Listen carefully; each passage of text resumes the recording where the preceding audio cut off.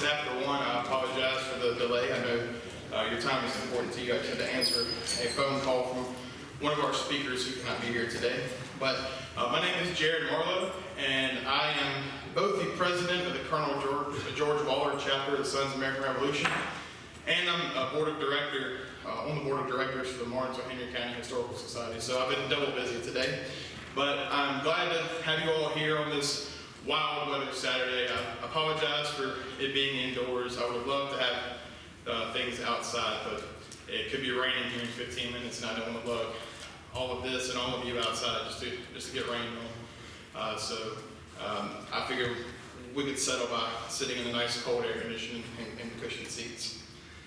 So glad to have you all here today as we commemorate both the raid at Martin Station and the life of General Joseph Martin, the namesake of Martinsville, our lovely small town here. Now, how many of you, this is your first time in the city of Martinsville? Okay, a couple of you. Well, welcome to Southside Virginia, or Southside Southwest, depending on who you ask. We're not a lot compared to your bigger cities, but you'll find that this area is very rich in history and very much a catalyst for growth going forward. We have a lot to get to today, so I won't waste any more time talking. I'd like to ask David Galton, a member of the Colonel George Waller chapter, to come forward and give us our invocation.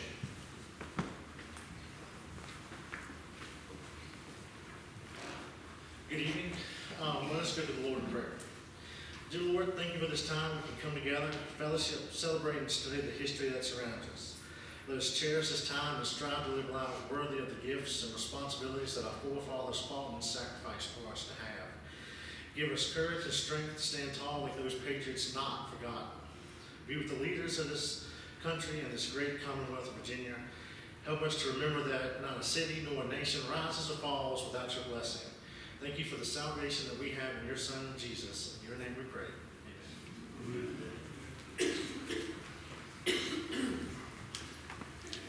Thank you, David. Commander, please advance the colors. Honor guard and color guard. Attention. Carry colors. Escort. Hold.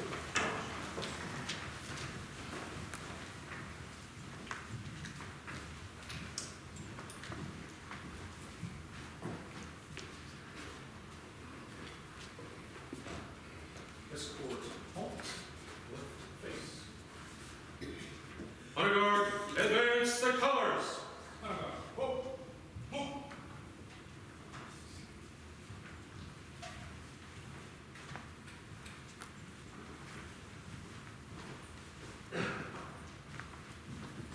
Escort, present, forwards. Come on up. Move.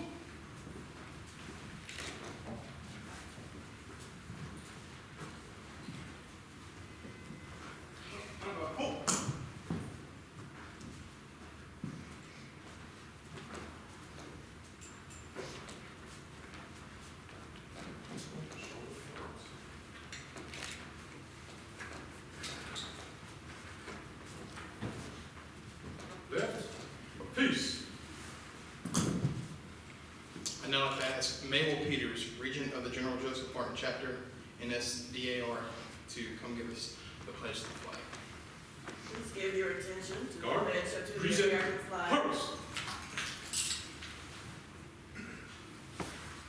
I pledge allegiance to the flag of the United States of America and to the republic for which it stands, one nation, under God, indivisible, with liberty and justice for all.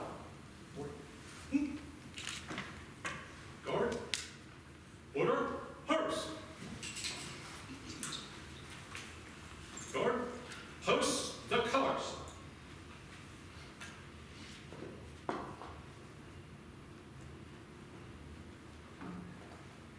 I'd now like to ask Bob Vogler from the Colonel George Waller chapter, SAR, to lead us in the SAR pledge.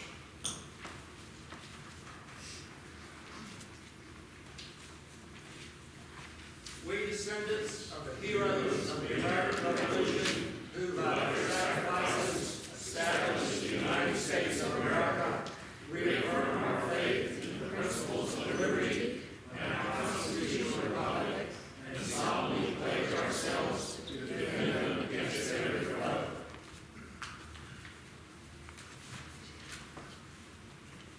Post the standards.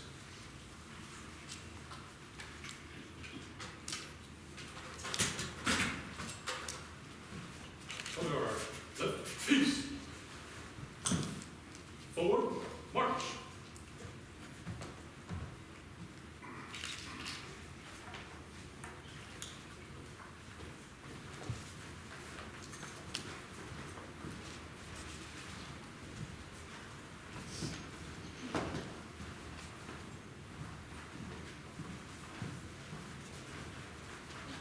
If we could give him a hand for that.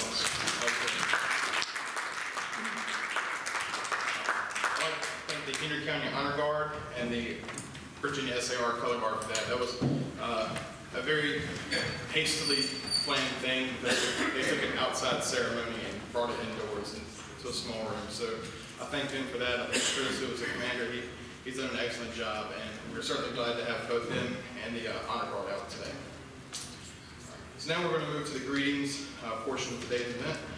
The first person to bring greetings is Virginia SAR President Bruce Meyer.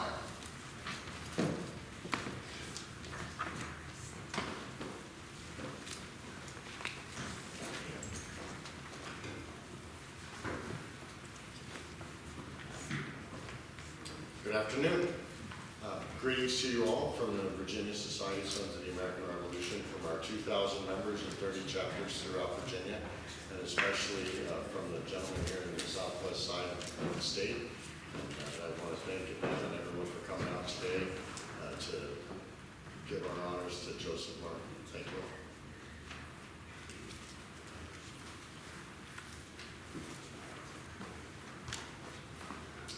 I've already said my greetings, but I'm Jared Marlow, President of the Colonel George Waller chapter of the SAR, and I'm certainly glad to have you here in our little neck of the woods for this. It means a lot to have you all come out, so thank you. Next we have Tom Coker from the Martin Station chapter. Hello, thank you very much for coming. I send greetings on behalf of the Martin Station chapter. I'll be up there a bit shortly, so thank you all for coming. Thank you, Tom. Next we have Mabel Peters, who's the regent of the General Joseph Martin chapter, Dartles American Revolution. I bring you greetings from the General Joseph Martin chapter, DAR. We're located here in Martinsville. I once heard saw a reference to General Joseph Martin as being the forgotten patriot. So I say thank you to the Martin Station and to the Colonel George Waller chapter for keeping that memory alive. Thank you. Next we have Beverly Woody, who is the regent of the Patrick Henry chapter, Dartles American Revolution. Hello, everyone. I'm Beverly Woody, regent Patrick Henry, Dartles of American Revolution, and on behalf of our chapter and our ladies here, we want to thank you all for coming out today. We want to thank the Colonel George Waller SAR for including us and always including us in everything they do. We appreciate their love and support so much. We've had a busy summer, and they've been so supportive to our chapter and came out on, about 3 weeks ago on a beautiful day and added so much to a marker dedication that we did and contributed so much. And we also have a celebration of the 100th anniversary of the Patrick Henry Monument. I don't know if you all know where that is, but it's on Old Liberty. But we are having a celebration, an anniversary celebration of that monument on June the 4th at 11 o'clock at Chapter House. If you all would like to come, we'd love for you to be there. And again, I just want to thank the Colonel George Waller chapter for always including us and letting us be a part of all these great ceremonies. Thank you. Thank you. Last but not least, we have Mike Weiler, who is the president of the Virginia Order of Founders and Patriots.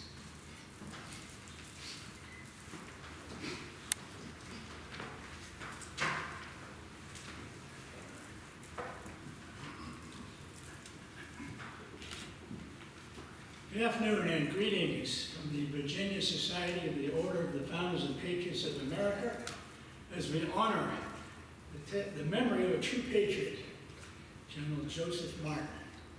explorer, statesman, diplomat, and Revolutionary War hero. The Order of the Founders and Patriots of America is dedicated to drawing attention to the families who came to America when it was mostly wilderness, who built a country that their descendants, men such as the patriot Joseph Martin, were willing to fight for. And neither Joseph Martin's story nor the story of America began with the Revolution. It began more than a century and a half before the Revolution. Joseph Martin's story began in Jamestown, where in 1607, Thomas Graves, an original investor in the Virginia Company, arrived to begin a new life. He was a self-settler, a soldier, and one of the founding members of the Virginia House of the first freely elected parliament in the New World, the House of Burgesses. His spirit of service to Virginia was clearly passed on to his fourth great-grandson, Joseph Martin. Today we honor both the founder and the patriot. Thank you.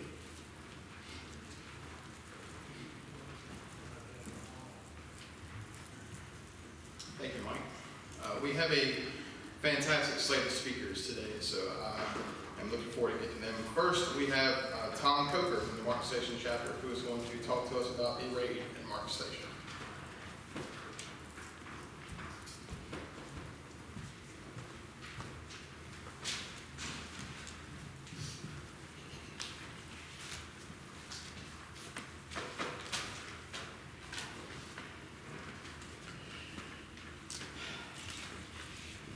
President, past president, ladies and gentlemen, thank you very much for coming to this event. My name is Tom Coker. I'm the Martin Station chapter president. I have been since our chapter was organized. As many of you are aware, the annual raid at Martin Station that took place at the Wilderness Road State Park near Ewing, Virginia, is no more. Why, you ask? That's a good question. The answer is a little complicated, but I will say this. In a nutshell, they said that there was no raid at the original Martin Station, so it was historically inaccurate. They also said that the state parks are no longer going to have any force-on-force activities, i.e. they don't want to have any more battles. And that was one of the main events that we did during the raid, was we had the excursion, the battle, that Saturday afternoon. I certainly hope that the raid may return in the future, perhaps as early as next year. Time will tell. The event that became known as the raid in 2000 started out simply as a long hunters camp a few years earlier. A single log cabin was soon built, and before long, the reconstructed fort was built using original methods from the period. They got reenactors, including myself, to go out there and help build the old reconstructed fort. An Indian encampment soon followed. As a reenactor, I was one of those involved from the very beginning, so I have a personal as well as a professional concern on how all this turns out. In 2004, shortly after our chapter was chartered, Don Filan, among others, got the national organization to designate the event as one of historical significance. Our chapter, as well as the state organization, has had a close connection to the park ever since then. Although I was not involved in getting the event recognized, the importance of the events it represents should be apparent to anyone who takes the time to study Joseph Martin and his times. Martin became close friends with Dr. Thomas Walker, one of his neighbors in Albemarle County. Walker was one of the senior officers of the Loyal Company of Virginia, which was granted 800,000 acres of undeveloped frontier land in Western Virginia. It was founded in 1749, mainly for the purpose of land speculation.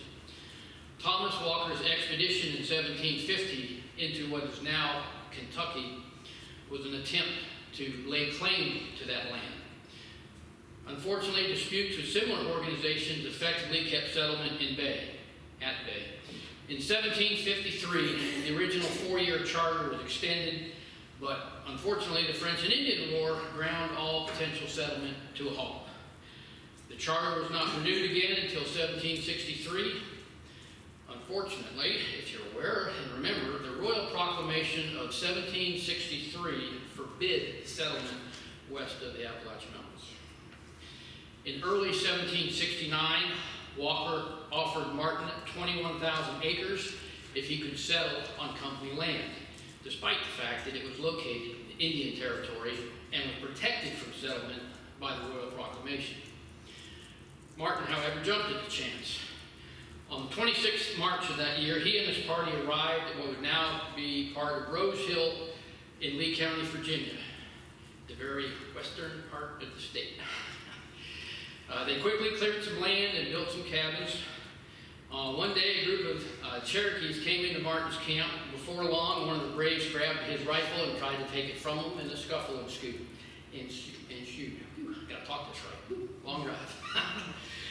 Anyway, Martin got his rifle back. However, the Indians left in a foul mood, so they anticipated they might return and take it by force. So needless to say, they packed up and left the area.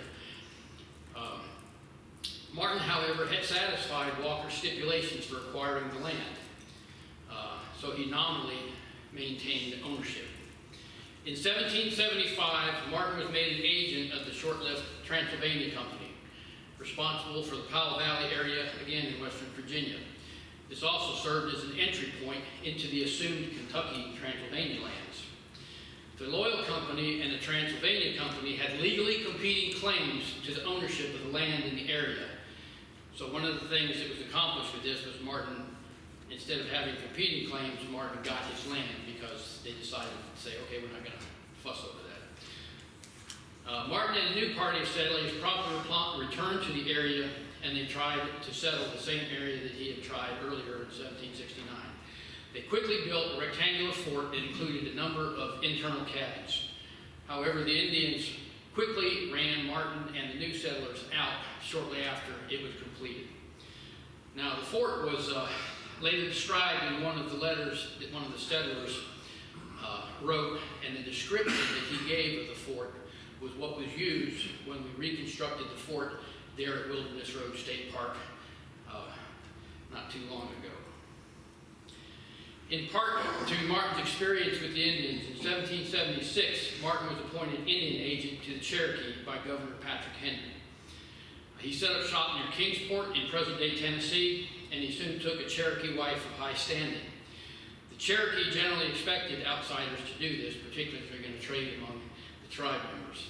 It also helps ensure that he will behave himself. So, these connections helped Martin to keep the peace along the Virginia frontier. In turn, that eventually helped clear the way for the Over Mountain Men victory at Kings Mountain, which ultimately led to Yorktown and American independence. Unfortunately, Martin's fame and reputation dwindled in his later years.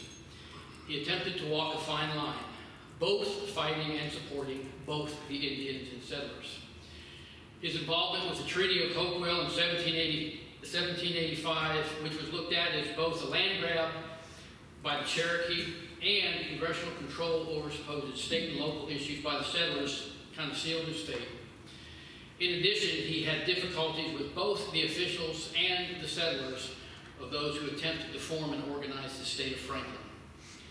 Finally, in 1789, his career in effective tatters, he sold the last of his lands in the Powell Valley area, where present-day Lee, Virginia is, and moved to Henry County here near Martinsville to live out his days.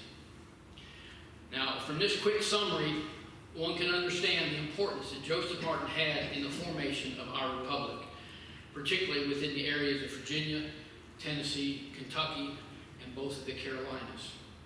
He was a gentleman who helped push our borders westward and helped keep the peace at a most needed time. While we tend to remember the larger Revolutionary War battles such as White Plains, Saratoga, Yorktown, and the like, we also tend to overlook the vast frontier of that period. In a way, Joseph Martin's entire life is what we try to represent with the old raid there at Martin's Station, because it presented the frontier life with its trials and tribulations, Indian life with all its cultural differences, and the inevitable conflict that it would bring. Thank you very much.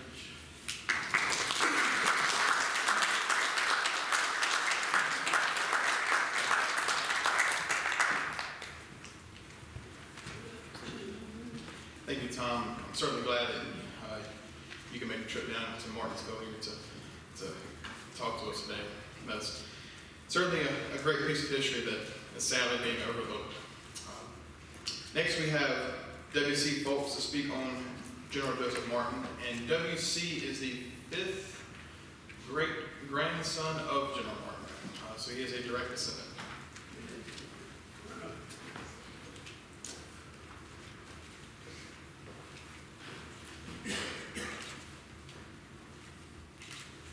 Thank you, Jared. President, all of the groups here representing General Joseph Martin, and to all of you guests. As a descendant of General Martin, it gives me a great pleasure and honor to be here to speak on his behalf. I understand what the lady just said a little bit ago. He was so often depicted in history, as history will do over time. If he's not remembered, he will have a tendency, all of them do, have a tendency to fade. And it is really, really nice to have everyone here to continue his legacy, because he really did have a legacy, and I hope I can highlight a little bit of that here. Now, Joseph Martin was born 18th of September 1740 in what is present-day Charlottesville in Albemarle County, Virginia. They were both founded respectively 1762 and 1744. And in fact, at that time, it was known as Goochland County. His father was Joseph Martin Sr., who was born in England, and he came to Virginia and settled in Caroline County, where he met and married Susannah Childs. They had Joseph Martin, they had 11 children, and Joseph was the oldest, and he was at the age of 16, he was a very, very colorful, self-willed individual with very much a sense of humor. He joined the Virginia militia and began his military movement at that point,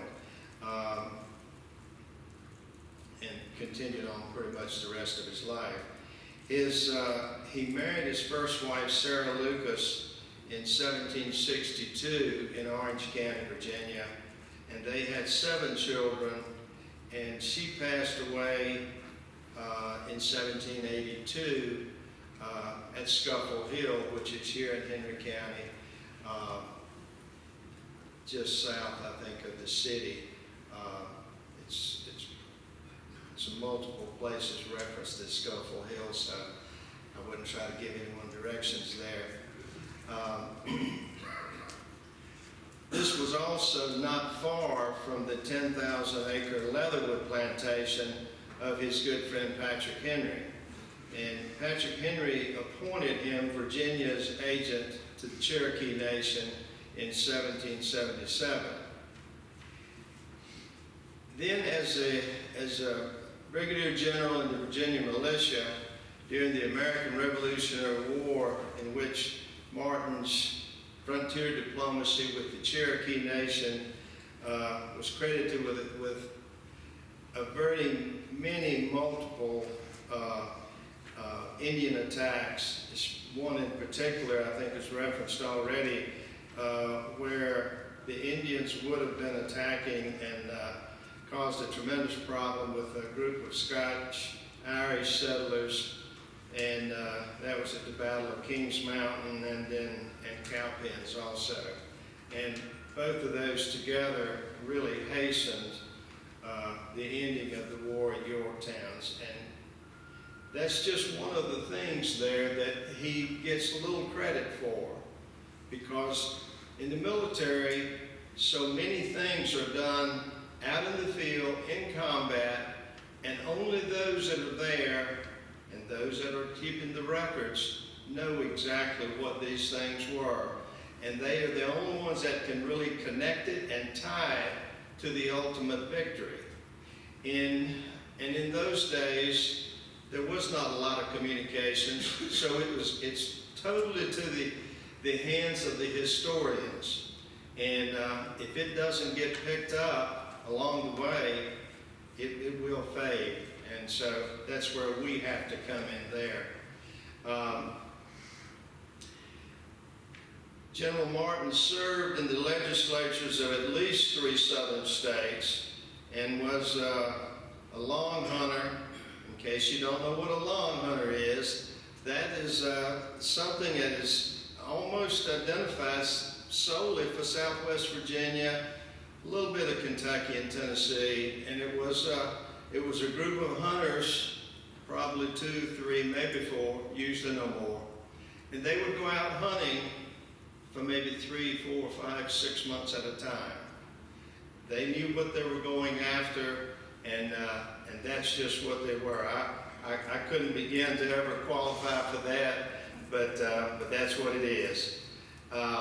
He was a pioneer, Indian trader, real estate speculator, and he attempted one of the earlier settlements of what later became the state of Tennessee. In 1784, Joseph Martin married Susannah Graves. They had 11 children also.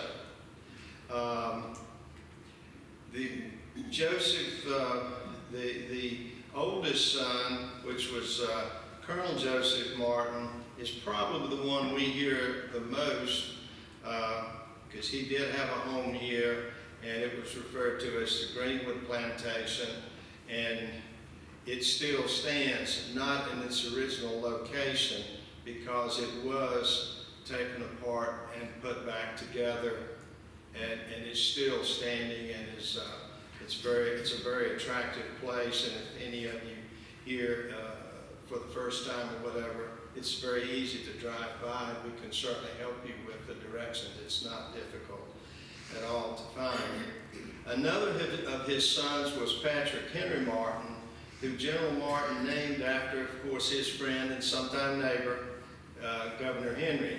He helped him in the adjudication of the western boundary lines between North Carolina, Kentucky, and Virginia, as far as the Cumberland Mountains. He spent a short time in Georgia on duty for North Carolina and the Georgia legislature. He was also a representative in Sullivan County, North Carolina, during the turbulent State of Franklin years. What is the State of Franklin years? State of Franklin years was a period of about 4.5 or 5 years where they were trying to establish state boundaries and what the states were going to be, and it's a whole lot more involved, certainly, than what I'm saying. But it was quite controversial, and it ended up, after 4.5, 5 years, it was put back on the map for Virginia, North Carolina, but I think it ended up in the ultimate scheme of things as part of Tennessee. But it was a very controversial thing. They did not believe in a lot of the things. It was a very isolated area. They did not believe in a lot of the things that we were working towards as a country, and that's what that was. It can be an interesting read for anyone who's interested in history, but that's what the Franklin state was, the state of Franklin. The general, of course, being a hunter, a gambler, an Indian fighter, colonial and Revolutionary War officer, and a great diplomat. He was the Brigadier General for both the Washington District of North Carolina and the Virginia Militia. In 1789, he sold his lands in Powell, in the Powell Valley, which is now the Ewing, Virginia area, and a Long Island area in Kingsport, Tennessee, and returned to his plantation located on Leatherwood Creek near Martinsville in Henry County. After this, General Martin retired to his Belmont plantation at Leatherwood, which he had purchased in 1796 from Benjamin Harrison of Berkeley Plantation. Having spent 13 years living in the Cherokee wilderness lands as the peacekeeper, Indian agent, and Revolutionary War general, the wilderness was losing their most colorful resident, a man of remarkable abilities and great courage. In the summer of 1808, General Martin made his last journey. The 68-year-old made the long trek to the old frontier, passing through Long Island, Tennessee, to the Indian towns with the state conduct pass from the Secretary of War. He had to have that to get by then. In the autumn of 1808, worn out and feeble, as he returned to Virginia, he didn't get back out anymore, and he quietly died on December 18th after a long life of rich in every detail, sorely missed by all the settlers, the Indians, and all of whom that he had so faithfully served. But some key points about the General, and some of these I mentioned already. He served in the legislature of at least 3 southern states, Virginia, North Carolina, and Georgia. And that's something that no one else has equaled in that point there. The experienced hunter who attempted one of the earliest settlements, which later became the state of Tennessee. Founder of Martinsville by the American Revolutionary General. I think that was 1791, I think is when that was approved by the legislature in Virginia. He was a widely known and respected military leader at this time in our history. He explored widely the mid-Atlantic area, which include all of those areas inhabited by the Indians. He also, and as several have mentioned about his non-accountability for what he had been, what he had done and accomplished, or non-credit for it, I should say. There was, and this has helped a lot for his history, there's an individual, Lyman Draper, who was I think he was a librarian, and I think he was actually the state librarian for Wisconsin a number of years ago, and he was very highly regarded. And what he did was he studied people in the history and what they did at various points in time. The area that he concentrated on more than anything else was the area of Western Virginia, Kentucky, Tennessee, and I think a little bit further than that, but that's the general area. And he gives strong credit for people like Daniel Boone, George Rogers Clark, and he includes General Joseph Martin in his list of great Americans for what they did. And I think the one thing, and this is one thing you just can't emphasize enough, back in those days you didn't have computers to keep stuff on a permanent record. We're trying to get them there, but so as people passed, so did their memory, so did their history that they were keeping up with. So that's one of the big problems, that there's many who have said that General Joseph Martin could have been a candidate for president or for vice president were it not for the fact that he did not spend his time in his profession seeking attention for himself. He worked with the Indians, and he had probably as much a loyalty to the Indians as he did to us, which where you are, that's where you're responsible for in a time like that. So I think it's, I think we're doing a great thing with having a presentation such as we're having here today. And I really appreciate everyone being here, and I hope we can just continue to expound on that as well. And after hearing what has just recently happened out at Martin Station, that's very idea of things that do happen if we lose sight of them. So thank you very much.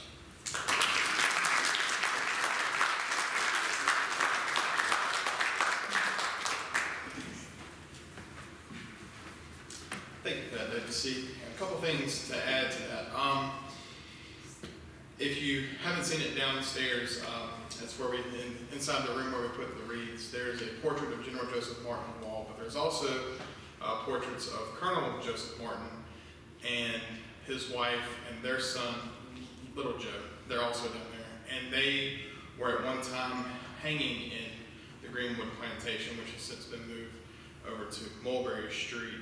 And all of you here today are invited to a barbecue at Chancellor Eric Mundy's house, which is on Mulberry, and I believe Greenwood's just a little bit past your house. 2 blocks past his house on the left. So if you're going to Eric's house after this, you keep driving a little bit past and look to the left, you'll see an old brick house there, and that is the Greenwood Plantation house. 936 Mulberry. Yes, and Eric's house is 936 Mulberry, if you were heading that way after the ceremony. And as soon as our ceremony ends, Eric will be there at his home to greet you. Next we have Josh Hess, who is from the office of our congressman here, Morgan Griffith.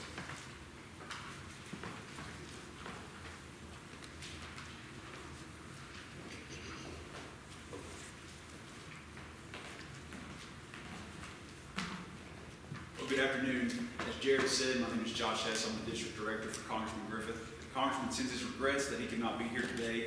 He's actually at an event in Damascus right now, but does send his regrets.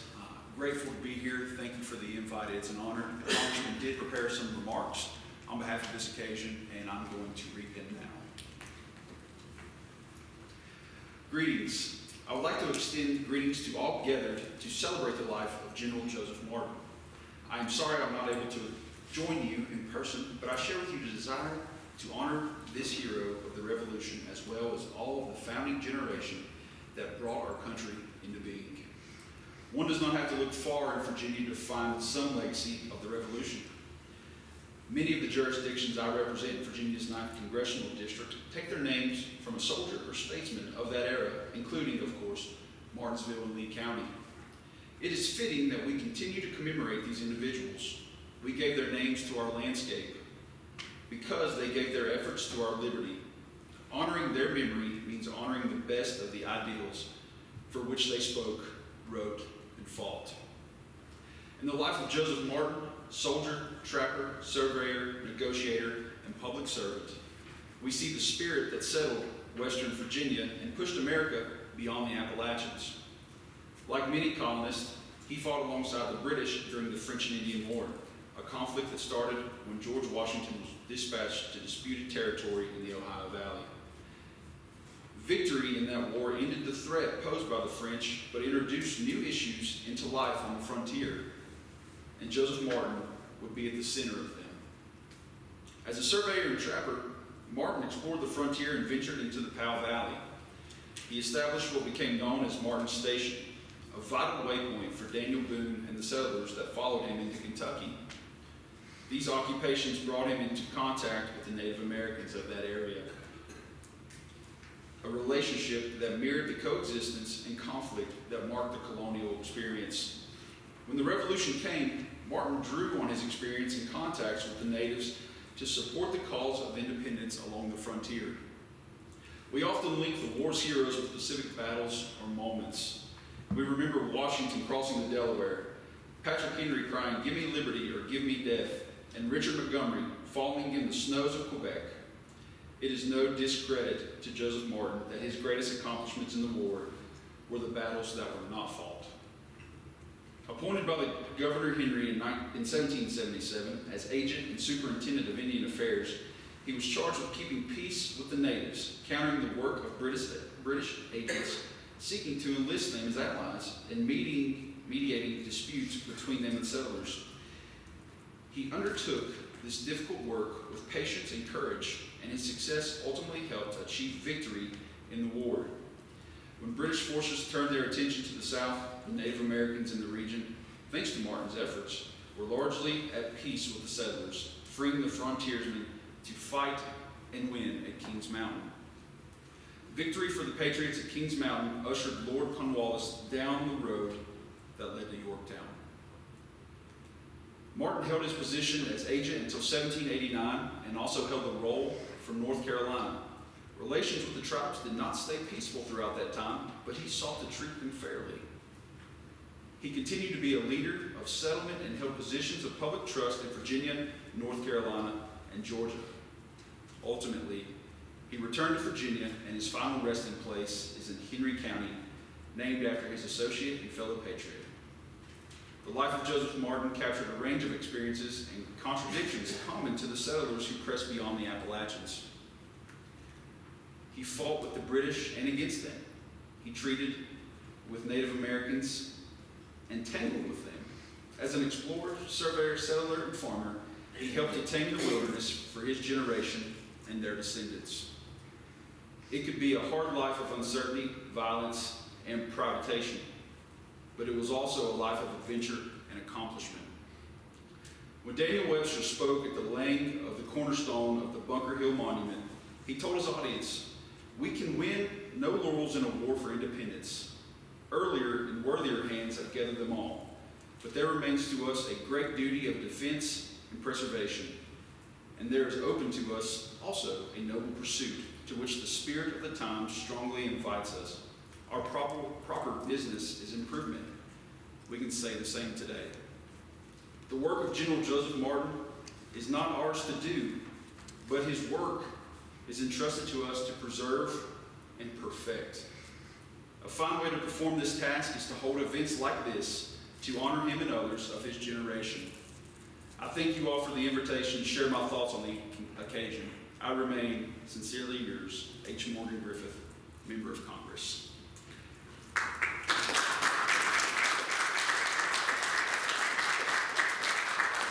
Congressman Griffith also wanted to have the remarks displayed in these House of Representatives folders.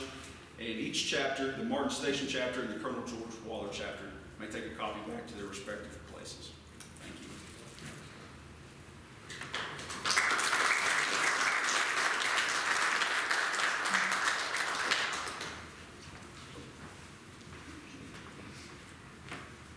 Thank you, John, for this. Those are great remarks. I am the Honorable Les Adams.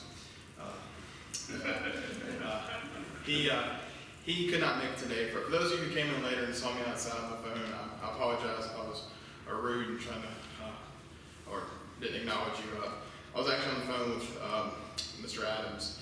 He was on his way here and got a call for a family emergency, so he cannot be here today. But he wanted to express his regret for not being able to make it, and he wanted to let you know that he authored a proclamation that was passed in the House of Delegates within the last week or two that officially makes October Local History Month in our state.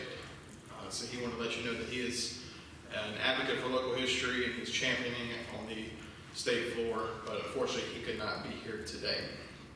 So it looks like the weather is going to hold up a bit for us.